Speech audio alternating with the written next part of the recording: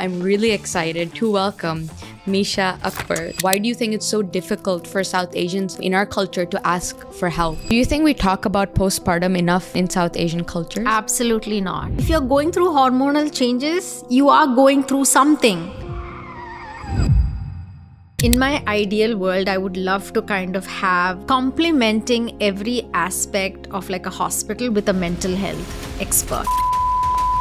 Was, I think, the number one transformative thing in my life. You don't celebrate stay-at-home moms, so why are we all celebrating these stay-at-home dads? Wow. Bringing religion into the conversation makes it harder for people to address mental health and therapy.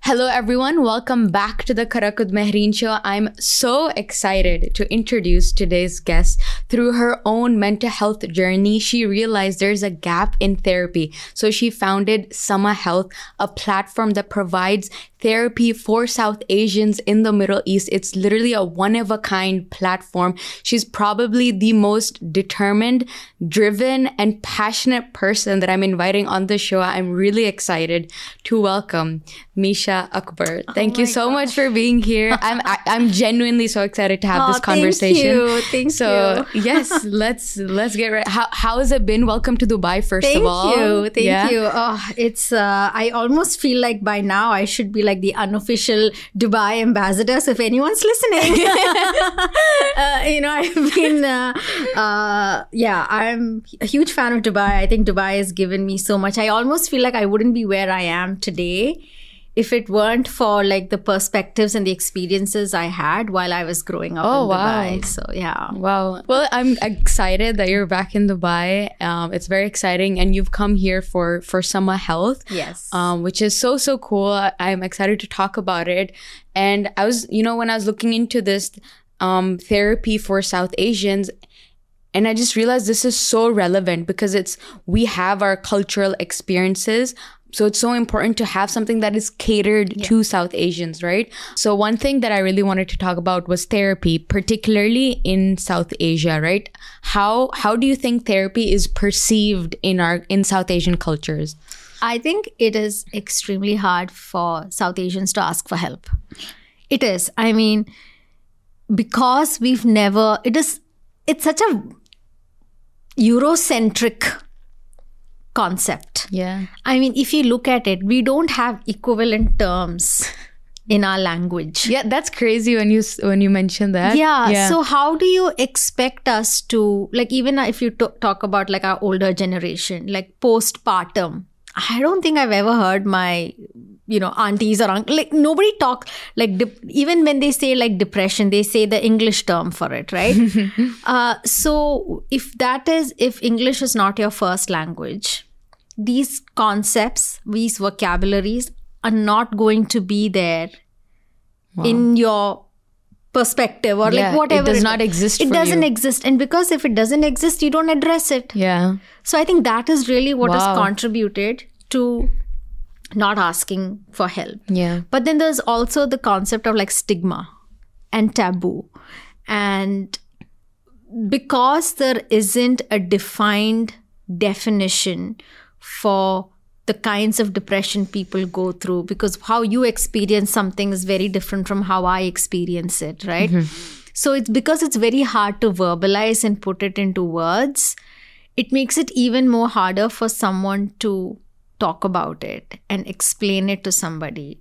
Like if I say I was really attached to my cat and my cat died and I'm like devastated, you may not understand it if you're not a cat person. Like, go get another cat. Exactly. Right? So because of that response from you, I'm not going to be talking about that to someone else anymore because I don't know what kind of response I'm going to get. So I think at every point, it has been really hard to talk about. And then the main issue is when you hear the word mental, it has such a negative connotation to it. Exactly. Growing up, if you look at movies that you were seeing mental asylums and you were seeing crazy people. So you're like, oh God, there's something fundamentally wrong with people and they should be removed from society and they're not part of society. So that is the narrative we have grown up with. Exactly. And we think that, when we talk about therapy, it's like, are you crazy? Like, do you have like a problem in your head that you need to go to therapy? Like, it's seen as it's something like really you've lost your mind or something. Because you keep saying, are you mental?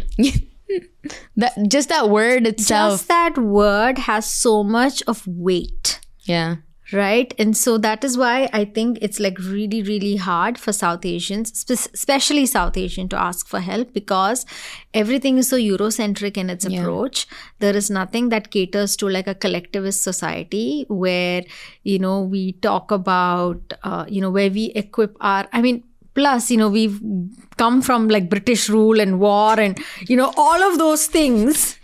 Okay. And it was just considered to be part of who you are, the suffering and all of that, And so they're like, well, we came after this British rule. You're crying about like a divorce. So just those kind of things, right? And so like the fact that somebody always has it worse. Yeah. Which that also is like a barrier to seeking help and talking about help, because you're like, somebody always has it worse. And you feel guilty talking about it because you're like, oh, why should I address this? Like, there's other things. Even if you want to address something to your parents when they themselves are maybe going through a difficult time. Right. It's so hard for you to go to them and be like, oh, I'm going through this, because you're like, how selfish of me. They're going through such a difficult time right now because of whatever reason. Why should I be burdening them with this? You know? So even just thinking of the problems that the other person is going through.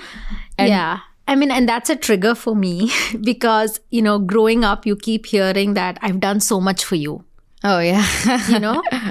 Like sometimes they'll be like, I birthed you and I went through so much of pain for you. And, your dad's working so hard for you. They are going through so many hardships for you. You're sitting and eating this KFC, so I'm like, oh my God, and that makes it hard for you to talk about your own struggles. So true. And it's just you constantly feel like you must be so ungrateful that they're telling you this. Yeah. It's like when they say this to you, you're like, okay, am I not grateful enough? Yeah. Like, do I constantly need to tell you that? Thank you for doing this to me. Yeah, because then they'll say stuff like, is this how I raised you? Yeah. Is this why I raised you? Is this what I've taught you? I'm like, oh my God. Like, what did I do? Yeah. And it's for like the simple things, right? And like when you do like small things, it's like, what is the point of living now if this is what I have to deal with? So I think Desis, we dramatize everything to such extreme levels.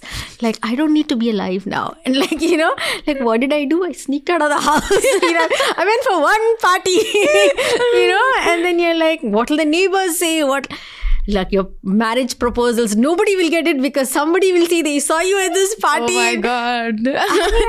like the weight of guilt that we carry makes it really hard for us to open up, because the people that we think are our caregivers and our support system make it really hard for us to open up sometimes. Wow. Yeah, that's very powerful, because I don't want to blame them. Like, I don't want to say that it's their fault that, it's just acknowledging that this is a problem. Yeah. And because of that, it becomes very difficult for us to open up, right? Yeah. And I know, we've talked quite a lot about the problems. We've talked about the solutions as well, but I want to dig in a little bit more into the solutions, as in more action steps that we can take, right? Yeah.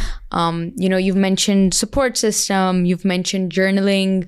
How when it comes to communication with your parents, how do you think we can improve that? Yeah. I think that's like it's like a double-edged sword almost, right? Because we are trying to literally change a mindset and years of generational cultural conditioning. And sometimes not everybody has that privilege to to do that. Yeah. Right. And so that's why for me, it's always about finding that support system that may not necessarily be your parents.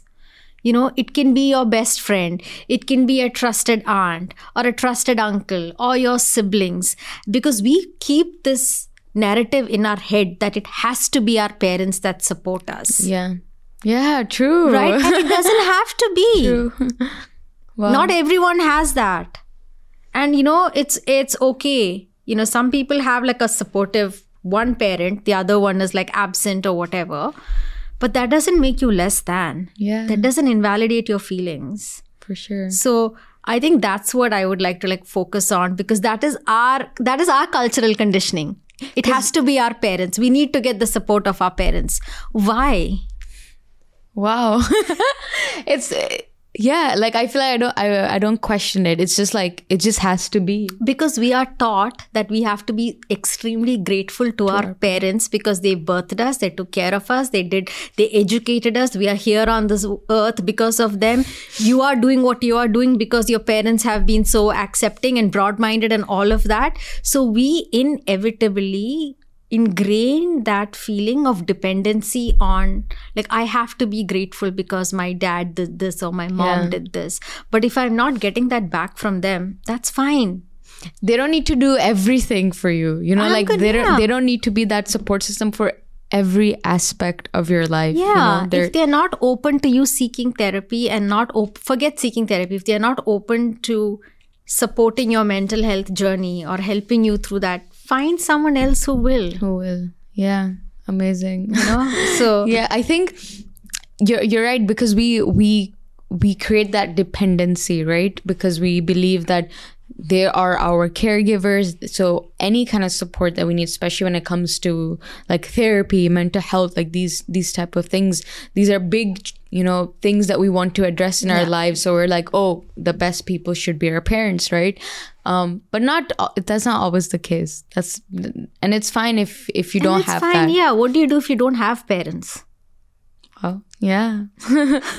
You can't. Wow. Yeah. So you have to like. I mean, that's what I always try to kind of do, right? Like understanding that, again, not everyone has the same opportunities, the same relationships as you. So what can you do outside of that? So just making sure that you're respecting all perspectives. I mean, if you have parents who are so on board with you doing everything and making you as independent, that is fantastic. Please carry on that with your kids and the future generation. That's fantastic. But if you don't have that, be the change. Yeah. Wow. You know? And then was that one of the reasons you started Sama Health? Yeah, I mean, it is really born out of my own mental health journey, my personal journey of going through anxiety and depression and not finding someone who understood the cultural nuances of my upbringing and having to explain to people like everything, right? Like, oh, my parents are like this, or, you know, oh, I can't go out after 9 because, you know, and, you know, instead of someone saying, tell me more about that. Like, why can't you go after 9? Like, have you not built your boundaries? You know, I'm like, can you see me? You know, like I'm desi. We have no boundaries, you know, like kind of having to spend like 30 minutes explaining the cultural nuances, you know, the upbringing and all of that, to creating a space where you don't have to do all that. You have, you know, South Asian therapists who understand you, who validate your feelings. And so that's really how Sama Health was born. And it was like my, you know, I wanted to do it in the UAE first because I was raised here, I was born here, I want to give back to the community, and we have the largest South Asian expat population. And seeing that gap where, you know, how can you access therapists when you don't have insurance maybe, or finding the right therapist, like, you know, life coach, relationship coach, are you licensed, understanding all of those things. That's a whole thing. Yeah, it's a whole in process. A safe and secure platform, and being able to try different therapists before you pay, you know, before you commit to a paid session, so that you're not spending your money and feeling like, oh my gosh, therapy is not for me because this person did not get what I was saying. And so now I'm not going to go for therapy at all. Yeah. Right? So I wanted to kind of address all of those little things. Amazing. And just like pay it forward, really. Like, I don't want anybody, I mean this from the bottom of my heart, I really don't want anyone to go through what I went through personally. Just even being privileged and living in Dubai and going to like really good schools and having great parents, just having that depression was like literally having like a 50-pound barbell on my chest. And to now be in that position where that barbell is not there anymore, that dumbbell, I don't know what term I'm using, but that dumbbell is not there anymore, I can breathe. Yeah. You know, and I want everyone else to have that feeling and not be restricted by not knowing where to go or who to seek help from. So that's really, you know, it's very purpose driven. I don't treat it like a business or a startup. I probably should, but that's not my priority at this point. But there's a mission behind it. The mission is culturally relevant therapy for South Asians in the UAE. And it's it's beautiful. It's so relevant. It's so needed. When I saw it, because even my cousin, I know one of my cousins, she goes to therapy. She doesn't live here. She doesn't live in the UAE. So she told me about some of her experiences where she was like, you know, I need to first explain my upbringing, my culture. And there's this judgment that also comes from, even if it's unintentional, but there is judgment when they don't understand your culture and your upbringing. So it's very hard to open up, right? So when I heard about the platform, I was like, wow, like, why does this not exist? You know, like, it's amazing that you've created this, and that I was just like, why is it, this is one of a kind. Like, there's nothing that I've seen before where it's so particular to our cultural experiences, right? So, I mean, it's amazing. I mean, I truly hope after this there are more. Like, I don't view anything as a competition. I view it as great. I have more hands to help now. You know, I mean, that's truly how I see things. Beautiful. And yeah, just kind of, you know, being that change you want to see, really. And if I can do it, I feel anybody can do it. And also, like you said, the experience of that cultural, I feel UAE is so unique because there are so many cultures. We're all getting into workspaces with multiple cultures, and having therapists who are in the UAE who understand that concept of multicultural workplaces is so important. Interesting. Like, I can't talk to my therapist in India and say, oh, I have a British boss who doesn't understand me. They'll be like, what do you find another job with an Indian boss.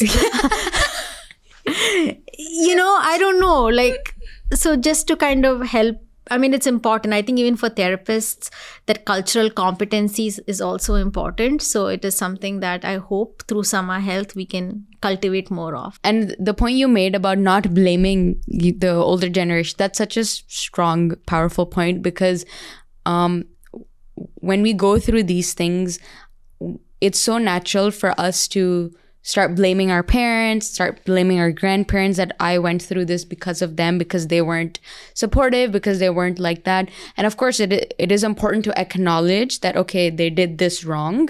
But you cannot entirely blame them, because that, as you said, that was their normal. That's what they thought was right. I mean, at the end of the day, it's all coming from a good place, right? Like when your parents push you academically and say, you know, grades. It's coming from the thought process that, hey, you know, you have good grades. It gives you the ability to get into a good university. I mean, drop out if you want. I mean, that's your thing.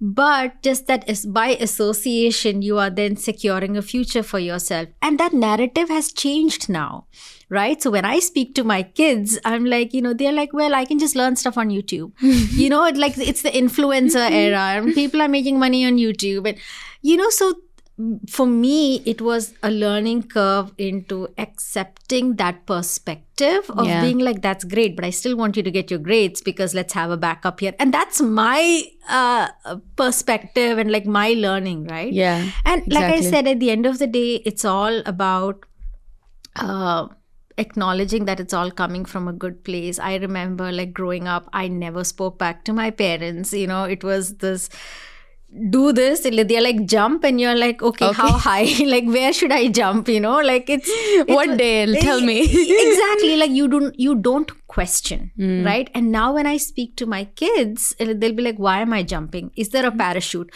What's it? What? And I welcome that perspective, because I'm like, hey, they want to know, and creating that safe space for our children to be able to ask us questions, like question our, whatever it is. And I have to keep myself in check and be like, okay, I'm asking you to do this because of X, Y, and Z, because I need you to do. And I remember my mom was visiting, and she's like, my God, you just asked him to clean his room and it's like a half an hour conversation, I'm like, but tomorrow he's going to come to me, and he's not going to have the fear of opening up to me, because I'm building that safe space for him. For sure. Yeah. And I think that communication is so important between your parents and your children. But growing up, there was a gap, there was that gap that we saw, but it's so nice to see that changing. It's so, like the example that you're giving with you and your child, it's so nice to see that that's shifting. We're going towards a shift where we're creating this safe space, right? But when that communication gap existed, that was also probably one of the reasons where it was so hard for us to talk to our parents about depression, anxiety, therapy, things like that, right? Totally. Why do you think that communication gap existed in the first place? I think it's, again, like, if you look at our grandparents' generation, right? There was this thing of, there is this elder who knows everything, who knows what's best for you. And it was a very, we are a collectivist society, right? At the end of the day, your problem is not just your problem, it's everybody's problem, and we all sit together and we talk about it, and then your uncle has an opinion, but your grandfather has an opinion, and then it's like, well, who's older and who should you listen to? And it's this huge thing. Yeah. Right? And it still exists today, right? You still were like, okay, but what does your uncle think about it? For sure. And you're like, well, he's got nothing to do with, what I'm trying to, So I think that generation's kind of like teachings, or the way we did things kind of flow to like our parents, right? And so it was like, like they will tell us what to do. So there was no room for like communication as such. Like, even like, they would determine what you would do after school. Like, I want you to do science because you have to be a doctor. Or you have to be an engineer. That's going to increase your, I don't know, marriage prospects. Like, whatever, if you're a girl, marriage prospects. And we know what's best for you. We know from experience. This is best for you. We're older. Exactly. So I think that is what kind of created that communication gap to like begin with. And what I am like so grateful for and so thankful for is that gap is like, we're closing it slowly. It's not like a canyon right now, because we are living in the era where there's internet and there's accessibility to information and different modalities of communicating, right? So for sure. I think all that is helping to kind of bridge that communication gap. I mean, like, now we talk about gentle parenting, right? It didn't exist when I was there. Okay. For sure, yeah. And I'm like, wow. The fact that we're putting a term to it as well. Exactly. And I'm like, but it's great, because you're cultivating children who are more self-aware.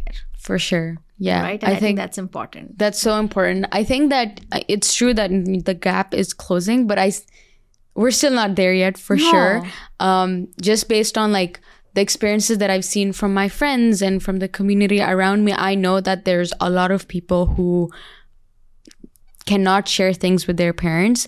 And because of that, there are so many things they're hiding from their parents.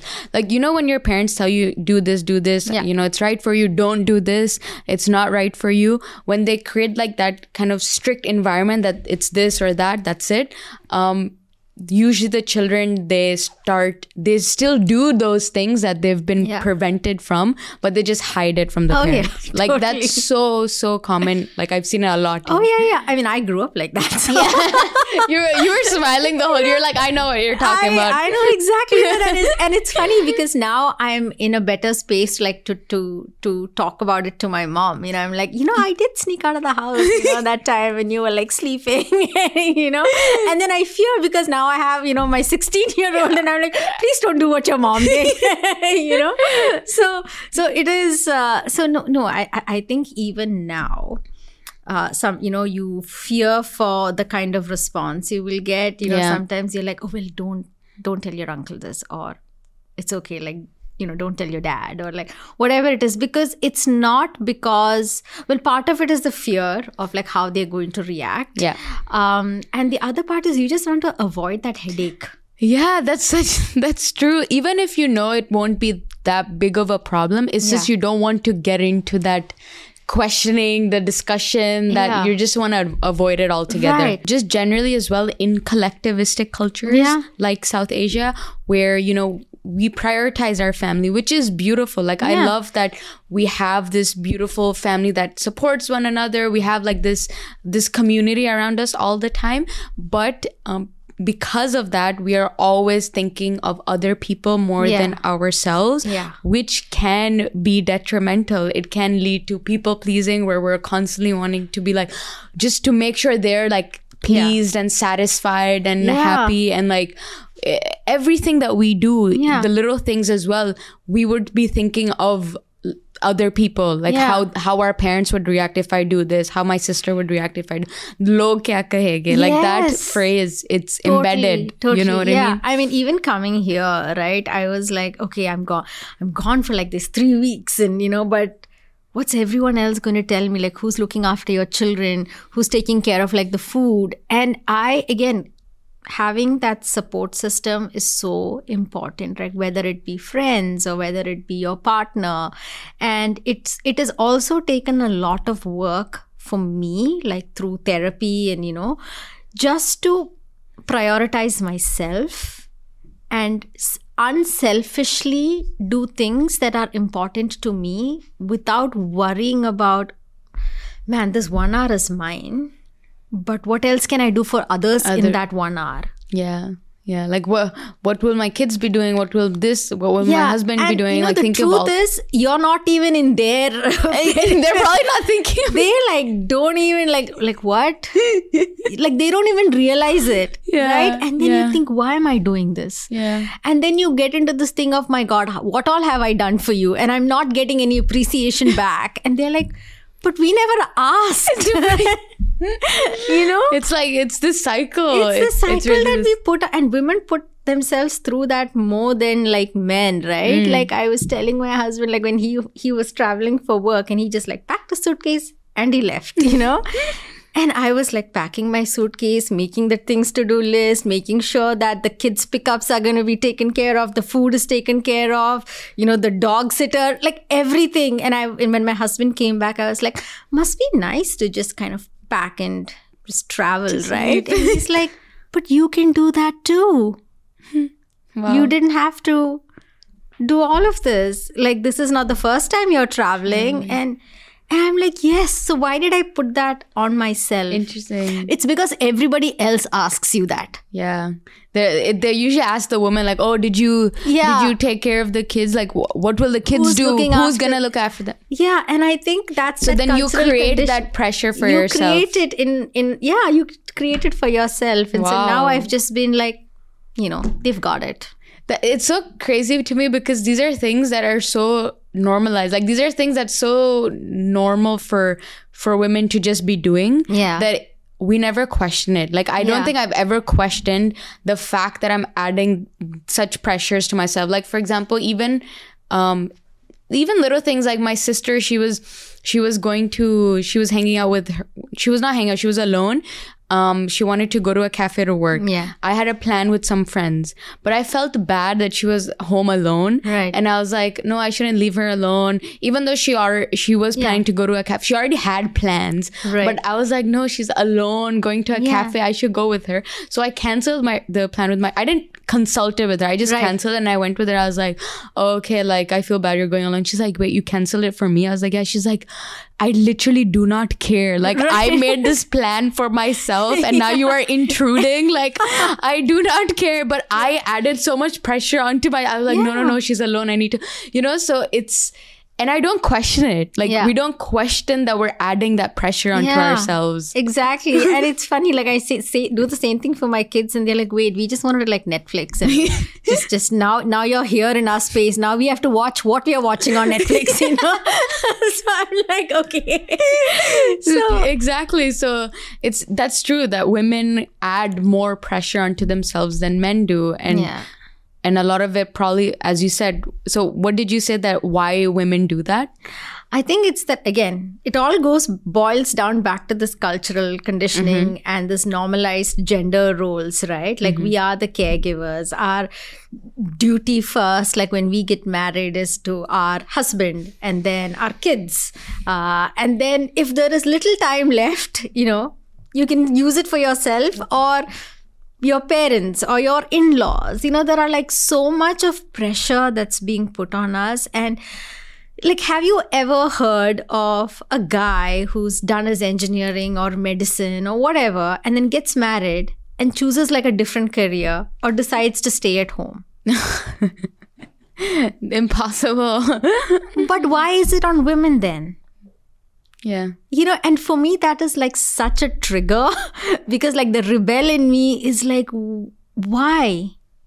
Yeah. Because we put it on ourselves to be the caregivers. And when I hear of, husbands who've moved countries for their wives or support their wives in that journey or choose to be stay-at-home dads, I'm like, this is great. But you don't celebrate stay-at-home moms. So why are we all celebrating these stay-at-home dads? Wow. Like, again, it is like such a thing for me. But I have to kind of be like, it's a mindset shift. Yeah. We have to give it time. Yeah, definitely. So, yeah. Yeah, I think it's funny because even little things, right? Like when men are cooking, for example, everyone is like, oh, take a video. He's making food. Like, oh my goodness. Like there's all these things that when they do, it's like mind blowing, but it's really not. Like it's not. Why are we making it? Because we create that role, as you said. We create that role. Yeah. I remember when my son was born and I was obviously like doped up on all kinds of medications in the hospital, dead to the world. And they said that, my husband changed my son's diaper. And it was such a big thing. And I was like, but why? Like, he's the dad. Like, who else will change the diaper, Why is that so mind-blowing? And, like packing the diaper bag. And I remember my mom like saying, oh my God, he's such a hands-on dad. But in my mind, of course, I had my own like cultural thing of like, I've never seen my uncles change like my cousins' diapers or, I've never seen them do things like feed their children or things. And now it is very different. Like there are so much more hands-on parenting. Dads are so involved, which is amazing. I love seeing that. But when my mom first said that, like I was in the US and I was like, who else will do it? And I think my poor husband was under a lot of pressure of like, don't worry, I will do it, like, warming the baby's bottle, cleaning the bottle, like changing the diaper. Amazing. I think I didn't like change a single diaper when my mom was there because I was like, I'm not going to do it. Let's normalize like him doing stuff. Yes. Amazing. And like, as you said that when people are like, oh, he's such a hands-on dad. He's just a dad. Like that's what a dad would be doing. Like, that's their kid as well. I mean, that baby is 50% his. Yes, literally. Like, why is that so surprising? Yeah. So just before we go into parenting, right before we get into, I want to talk about that a little more. But I do wanted to come back to when we were talking a little bit about like religion, and you were saying how that you even prayed to meet Shah Rukh Khan. Like, I can't get over that story. That's such a... But I think that when we talk about like therapy and mental health in South Asian cultures or in Muslim cultures, one of the responses that we get is, you shouldn't be sad because, you know, you have Quran, you have prayer, you have God. So just pray to God and everything will be fine. You know what I mean? Do you think that religion also plays a role in, not religion, but just the concept of bringing religion into the conversation makes it harder for people to address mental health and therapy? Not really, because I feel like spirituality and religion is a huge part of what makes us human beings, and what kind of sets the pattern for our personalities and how we respond to things, and you know, makes us who we are. Like, religion plays, whether you're an atheist or whether you don't, like, whatever it is, it has some sort of impact, I feel. And the way I like to see it is, it's not just religion or it's not just spirituality, right? There are different modalities. So just because someone says that you have to pray or, you know, struggles away, for some people it works. Helps. And you have to respect that, right? And I always go back to food, right? It's like, you can't just say that biryani is the best and you're hungry, so eat biryani. But you're not hungry for biryani. You want, I don't know, like a piece of cake or something. So you can't tell someone that cake is not good for you and only biryani is good for you, right? Because there are different modalities for therapy. There are different, like, not for therapy, I want to say for mental health, right? For some people, it is spirituality, and it really helps people. Like, I've seen it work for like my mom and my aunts, or even some of my friends, you know, they're like, just reading the Quran or reading the Bible or the Gita, like whatever it is, you know, it kind of helped me calm down. It helped me connect to my feelings, and I'm reading the teachings of it. And I'm not an expert in it. I'm not well versed in, you know, in any of those things, but I value and respect that. Wow. And I feel that can make you more accepting of, like, even like, I'm sure all the religious books say that, you know, seek help when you need it. For sure. So seek help when you need it. Sure. You know, you are not going against your religion. And that is why I feel that there are a lot of spiritual leaders that people go to, you know, for help, you know, for anxiety or for depression or to, like, you know, for whatever it is. But everything has a role to play. And it's when people say things like, you know, you can, if it's postpartum depression, I'm just taking one, pray 5 times and your postpartum will go away. That's where I have issue with, right? Because you have to stay in your lane. You can't, it's not a replacement for like other modalities. I mean, that's so true, because when I do think of praying and reading the Quran, I know that it calms me down. I know that when I pray, it really calms me down. It's just this, I feel like it's this break from everything else that's going on. Even the process of prayer, where you're like doing the wudu, you know, you're washing your hands and all. I don't know why, it just calms me down, that process as well, which is interesting. But it's true that there's meaning to it. It does help people 100%. It helps people. But what I did mean was, when religion is used as an excuse to not seek other modes of help, you know, when that's the only solution that is considered right. You know what I mean? I mean, it is funny because if you look at it, when you're doing therapy, you know, there is a lot of conversations around being in the moment, being present, meditating, sitting in silence, which is what religion says as well, right? True. So for me, the issue is with, like you said, and it mostly comes from like the older generation, right? Of like, hey, why are you talking about your problems to a stranger?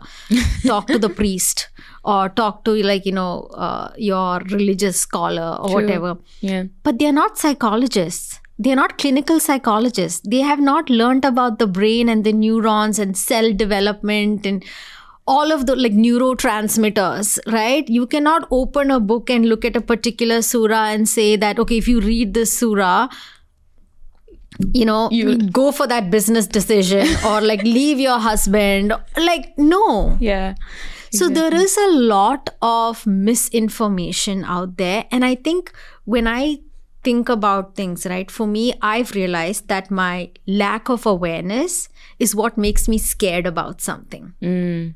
So I feel even when it comes to like spirituality, even with our elders, it is their lack of awareness about therapy and mental health that makes them scared about exploring it further. And I go through it sometimes even now. Like, I stay away from TikTok because I don't understand it. Right? So I'm like, no, it's too overwhelming for me. I don't want to do it. Forget it. Yeah. But then if I go like, okay, let me take it in bite-sized form. Yes. Baby then steps. I understand it. And then I'm like, okay, now I'm more accepting of it. Yeah. So it's the same thing with mental health and with our elders too, right? It's so baby steps. For them, the only thing they know is spirituality. The only thing they know is their, spiritual, gurus or whoever it is. Yeah, really. So, and again, it's coming from a good place.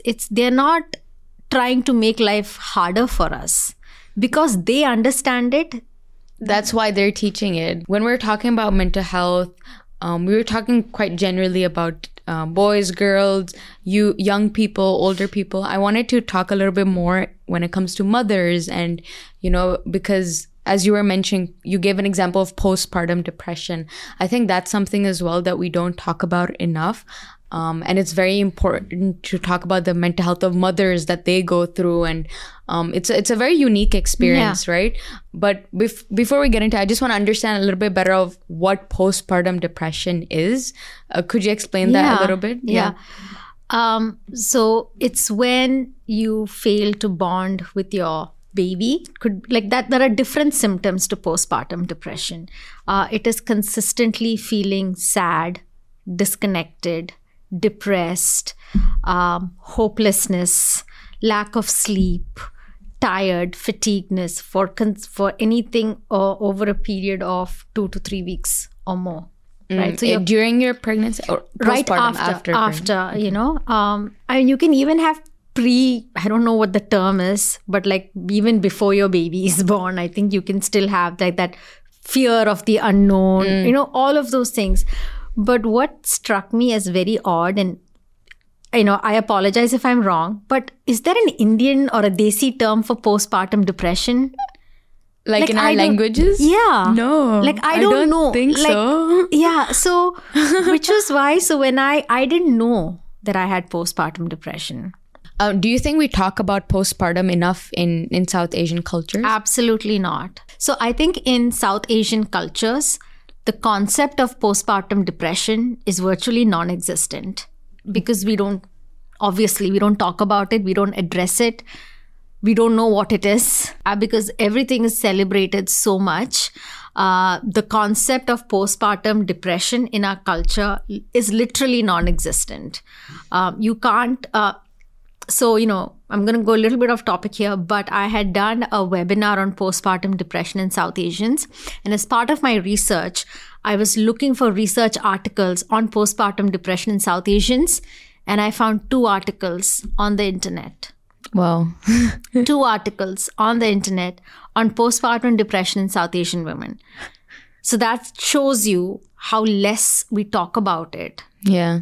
And that it exists in our culture, it's just that we don't talk about it. We don't talk about it. It's not that it's non-existent. No, it is there. Yeah. Everybody, if you're going through hormonal changes, you are going through something. Yeah, 100%. And we talk about, be happy for the baby. Make sure when the baby is born, you don't put in a stressed environment. Make sure the baby's taken care. Who's taking care of the mom? Yeah. And it was like the worst period of my existence. Wow. Because I felt like I was physically like no longer on this earth. Like I was like, it's done. There is like literally nothing that's going to motivate me to live another day. It was that bad. And I think all of my previous anxiety and depression, everything just kind of creeped up, when I had my postpartum. But again, nobody prepared me for it. That. Yeah, you're only seeing joys of motherhood, and you see your baby and suddenly the light will shine on you and it's like, you're frolicking in the grass and It's all happiness and rainbows, but that's obviously not always the case. Yeah, it's not always the case, and literally nobody speaks. Like when I spoke to my mom about it very recently. This like my oldest is 16, okay, and my youngest is 12. Oh. And I spoke to her like maybe like 2 months ago about Oh wow. it. Okay. And she's like, "What is this postpartum depression?" And like, it is a thing. It's a real thing. It's a real thing. And I remember when I was into it, like my husband also didn't know what it was. And again, it is having a supportive partner really makes the difference. Yeah. And I take it for granted, you know. I fully acknowledge that, you know, but I think he's the one who figured out what it was. Like he did the research and he's like, wow. this is what it is, you know. And I think it went on for like the longest time. Like I think 6-7 months, like I was in that, not knowing where to go, who to talk to, how do I describe it? Like, because I didn't know how to describe it, like you said, like when I was talking about depression, you're like, how do I verbalize this to people? Yeah. And when you have a newborn, like you don't know, like it's literally this feeling of everything you thought was familiar is now unfamiliar.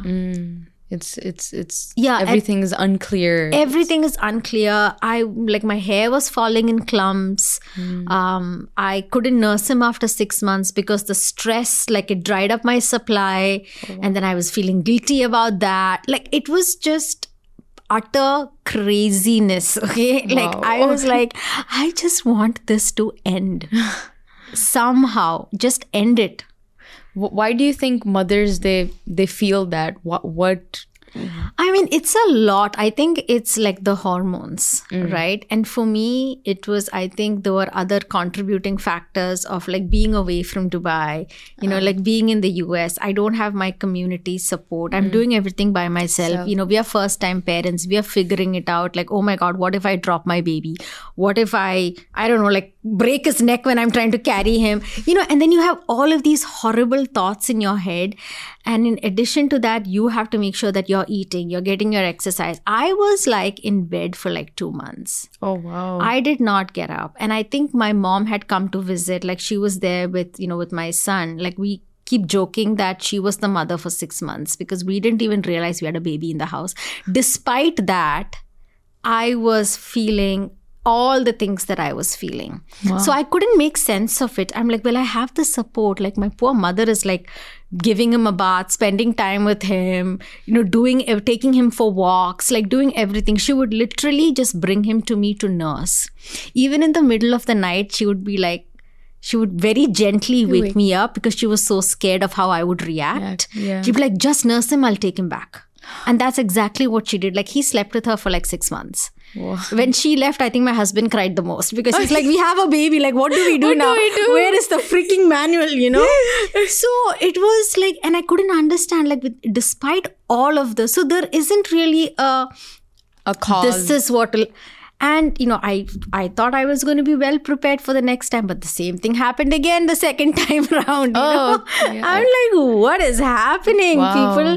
You know, so there isn't that one contributing factor, but I think what can help is giving us space. Like I remember my husband took over everything, you know, he's like, and I think the least helpful thing you can ask someone is, what can I do? Don't give us that responsibility of telling you what to do. My brain is already overwhelmed. I don't need to tell you what I need. Wow. Like just, I don't care what it is. Just do whatever. And when the fathers ask that, they think they're helping. Yeah. Which I understand. Like, no, I know. Totally. But it ends up being the opposite. Yeah. So I remember having that conversation with my husband like the second time around. I'm like, don't ask me what to do. Like the baby is yours as well. Like you know what to do. Figure it out. Yeah. Google it if you want. But like, don't ask me. So he was like, you know, he would change the diaper. He would like give him a bath. He'd wash the bottles. You know, he'd clean the house. Wow. You know, and just like, you know, set my Netflix queue for me and like, just watch. It's okay. You don't need anything. You know, like things like that where I could just like sit. I'm not saying that I was an absentee mom, but I think I needed that space to fill my cup. Yeah. so that I could pour out of it. Wow. Yeah. And as a human being, of course you need that space. Like every human being gets burnt out, gets like, you know, you in order for you to help someone else, you need to help yourself first as well. Because we are going through that physical transformation of, my God, like, is this my body? like what? Like, you feel pain in areas you never thought existed. Oh, wow. Okay, and nobody talks about those kind of things. Yeah, literally, whenever we think of pregnancy, it's like, oh my goodness. It's so beautiful. Beautiful moment. Like, and every time you get married, the parents are always like, when's the kid coming? When's the kid? Yeah. Like, they're always in a hurry. And then when the kid is, you know, when you're pregnant, they're so happy, but no one like no one talks about the pains you're gonna go through. Yeah. And I guess I know I've asked my mom this, and I know they say it's because they don't want to scare you and stuff, but then it's worse because then you're not prepared for everything that will come afterwards. I wish someone had told me about like heartburn and like burping in public, like nobody's business. I would have won any burping competition, like hands down, you know, and just the physical transformation your body goes through, the fatigue, the tiredness. And then of course, like once your baby is born, like just the recovery period. It's so funny. I was talking to a friend recently who just had a baby. And she came out of the room and she was just looking like the zombie apocalypse had just like gone over her. You know, she was like, what is this? You know, and I was like, oh my God, are you okay? Like, where's your husband? And she's like, oh, he's just gone to meet some friends. And I'm like, why? No, he was up with the baby all night. I'm like, I get that.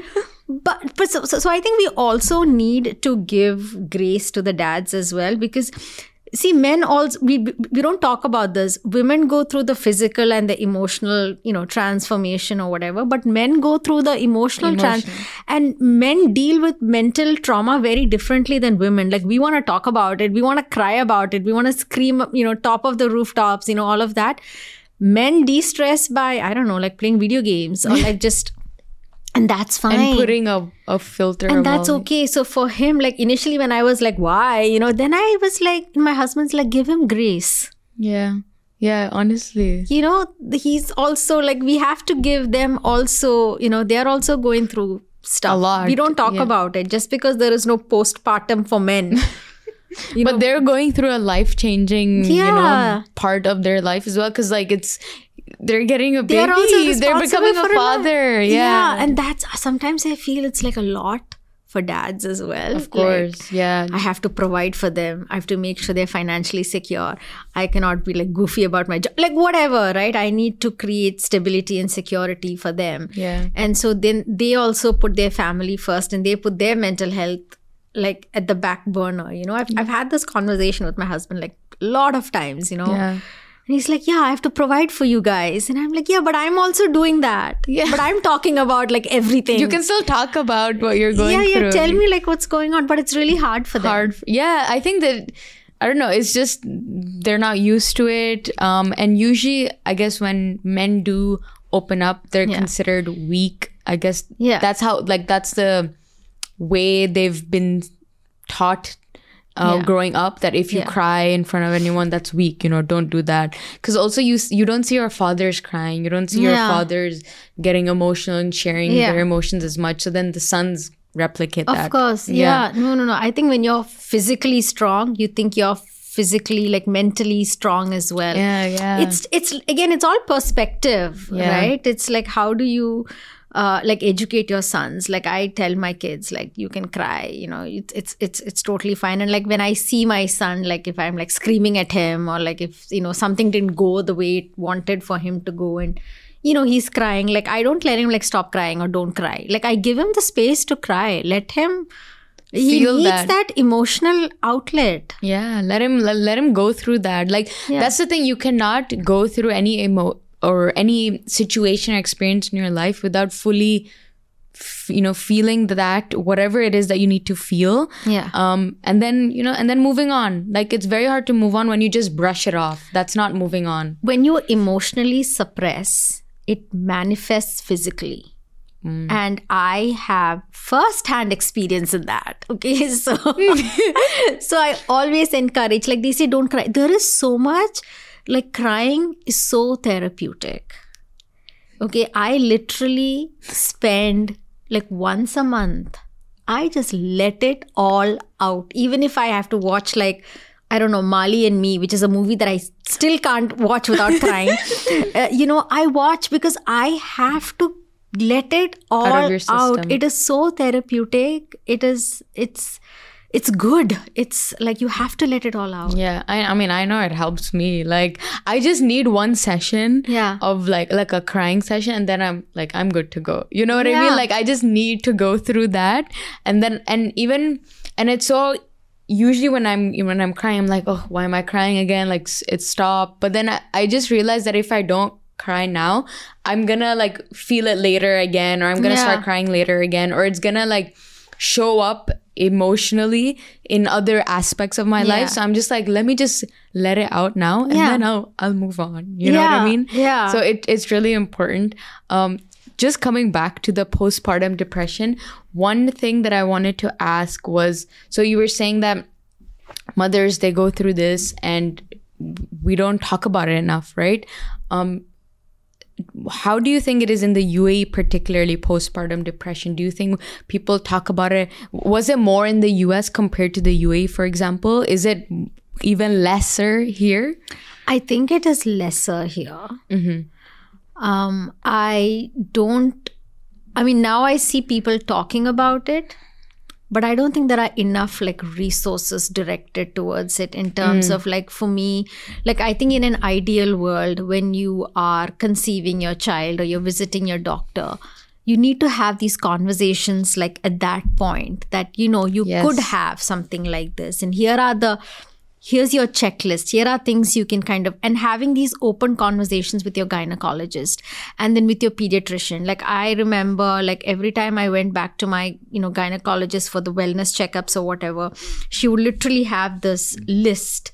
And I remember like answering all of it, but I'm like, okay, what next? Like, she'd be like, okay, go, here are resources for you. And it was just a sheet of like numbers. And I'm like, dude, I can't get out of bed. What makes you think I'm going to like pick up the phone and call and do this and do this, right? So I think in the UAE, it is something that we are talking about little. I mean, it's like I had recently like done a poll and I was like asking people like, hey, how many of your like gynecologists have spoken to you about postpartum depression? And a resounding 90% said that their gynecologist had not had this conversation with them. Wow.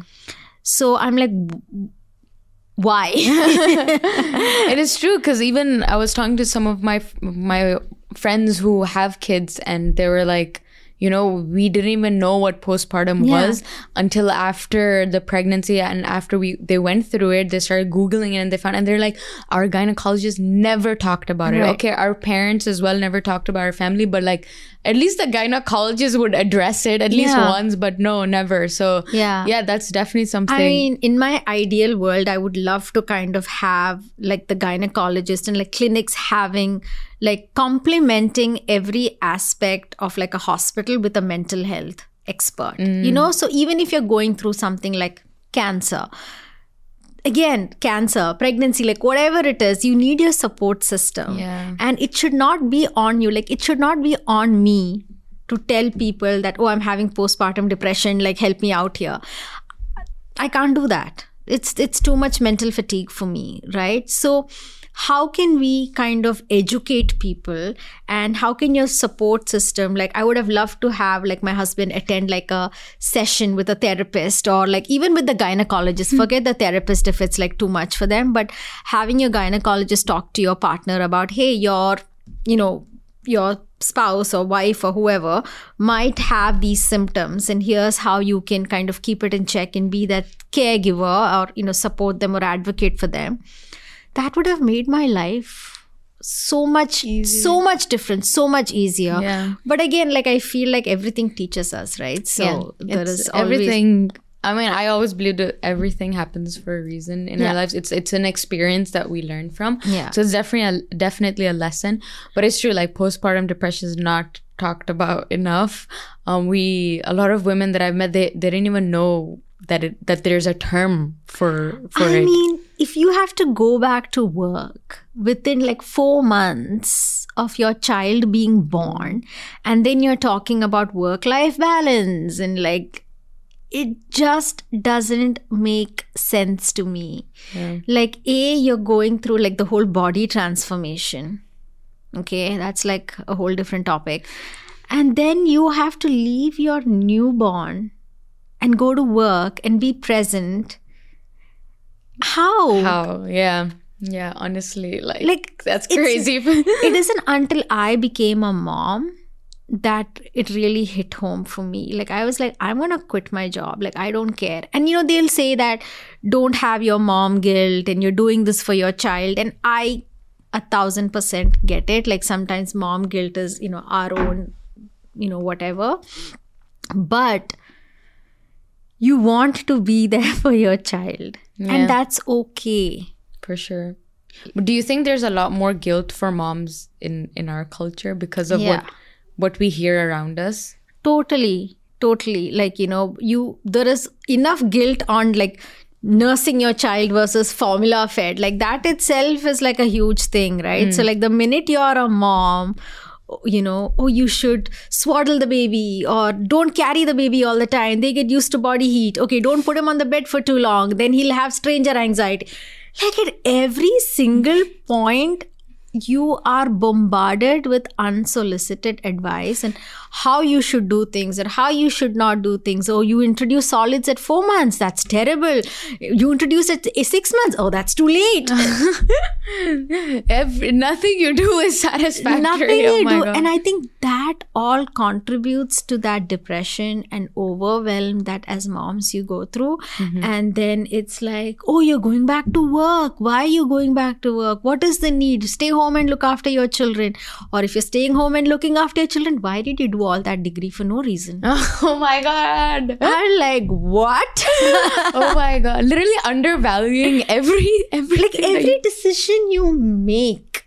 So that is why, like, for me, again, it took years of therapy to be okay with the choices that I am making. Because at the end of the day, what I've realized is the consequence of your decision, like whatever you take, is on you. It's not on your parents. Amazing. It's not on your aunties. It's not on your friends. Yeah. Whatever advice they give you, whatever they ask society, whoever asks you to do whatever, the consequence of taking that decision is you. You have to live with it, nobody else. Yeah, for sure. So that started putting things in perspective for me. Yeah. And like even the fact that you're saying that any decision that you make, you're constantly bombarded.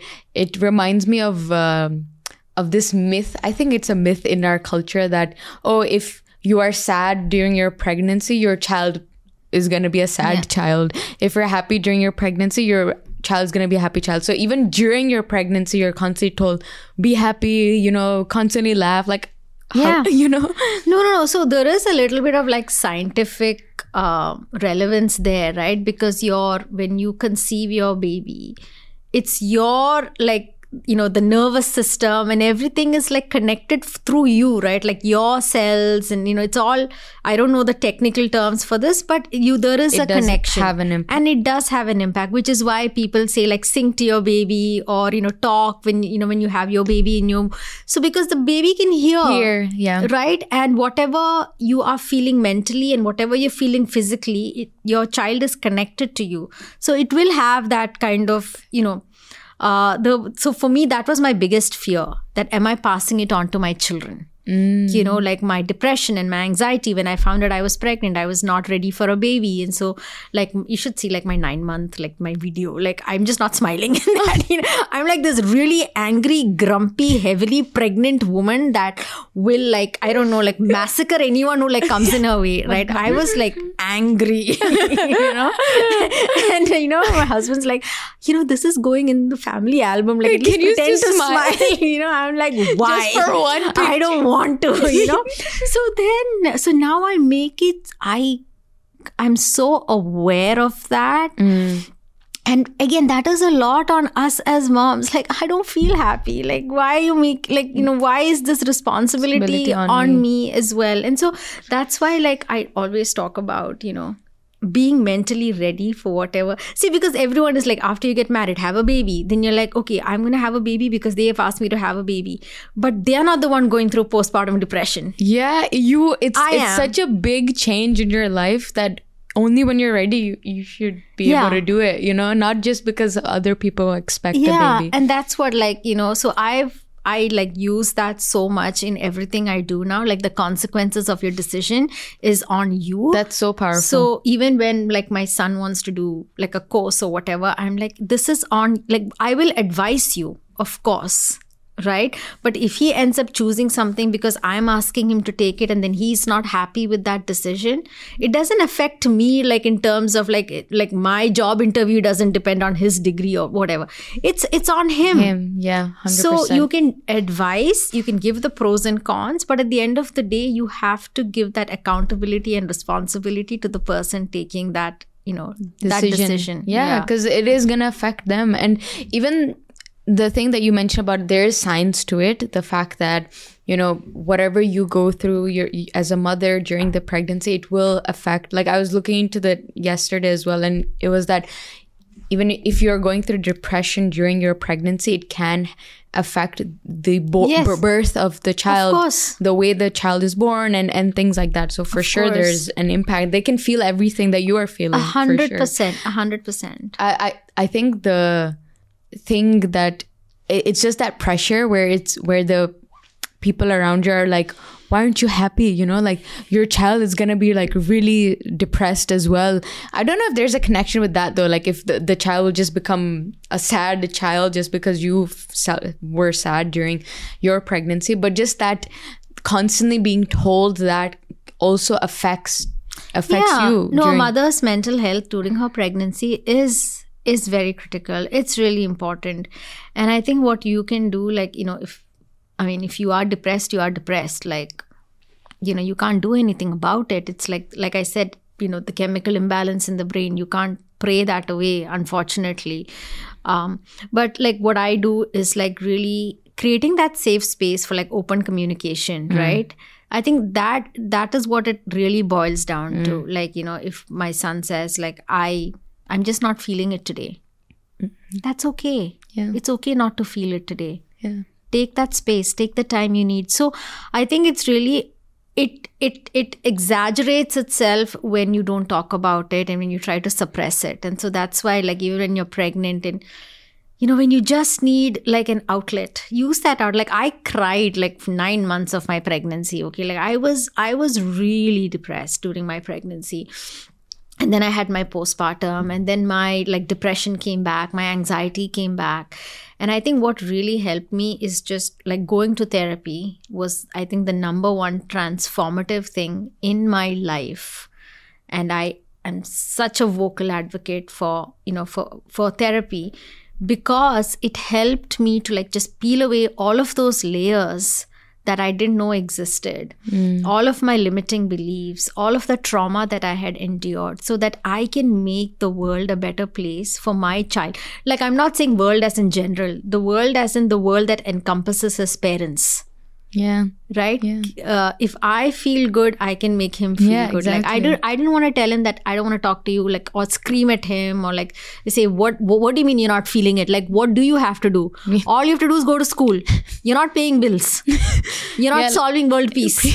You know, like literally, like, but that is like the absolute wrong thing to say. Yeah, to a child. Yeah, it affects. Do you think it would affect their self-esteem? Yeah, you're invalidating them. 100%. They're going to take that into their adulthood. Exactly. Yeah. And why would you want to do that? Like, you're trying to do the best for your child. And doing the best for your child is by giving them the space to feel safe. We don't realize how crucial that really is. Like, that is everything in the growth of a child, in the development of a child, because those little things that you would say, like you getting mad at him and like telling him, you know, why are you sad? Or like, what do you mean you don't want to go to school? Whatever. even though you say it because you're like, you know, he needs to go to school, like it's right for him, but you don't realize that that can create an impact in his self-esteem, in him, in the child's feelings being invalidated. So it really, really, really creates an impact. And I genuinely say this, it's so cool what you're doing. Thank you. And it's so needed, because I know, you know, the types of things that we both know that our culture goes through, that we just talked about. And it's very hard to be talking to someone who's outside of our culture about this to them, right? Yeah. Because they've not gone through it. And even if they can be understanding of it, it's still very hard to accept it, or to give a solution for it. You know what I mean? That lived experience really makes a different. difference, right? It's completely different, right? Yeah. So what you're doing is incredible. Thank you. I had such a lovely chat with you. I hope you enjoyed I this. did. I Oh hope my gosh, you did. I'm gonna have another cup of your Karak chai. Yay. If there is any left. No, there's more, of course. We talked for 2 hours, which is kind of crazy. Like, it's been 2 hours. So thank you so much, Misha, for coming on the show. I had loved it. We do a little cheers in the end. Of course. Oh my gosh. Totally. Cheers. There we go.